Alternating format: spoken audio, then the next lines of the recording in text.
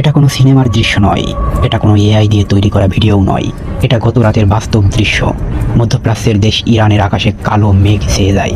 হঠাৎ করেই শুরু হয় ভয়াবহ এক আগুনের রণক্ষেত্র। গত রাতে এই হামলা ইসরায়েলের এয়ারফোর্স দিয়ে চালানো হয়। এই আক্রমণে টার্গেট করা হয় বড় বড় তেল সংরক্ষণ কেন্দ্র। 4টি বিশাল অয়েল স্টোরেজ ট্যাঙ্কে বোমা পড়তেই মুহূর্তের মধ্যে আগুনের লেলিহান শিখা আকাশ ছুঁতে শুরু করে। চারদিকে ছড়িয়ে পড়ে ঘন কালো ধোঁয়া, যেন পুরো শহরের উপর নেমে এসেছে এক ভয়াবহ অন্ধকার। কিন্তু সবচেয়ে ভয়ঙ্কর ঘটনা ঘটে এর পরের দিন।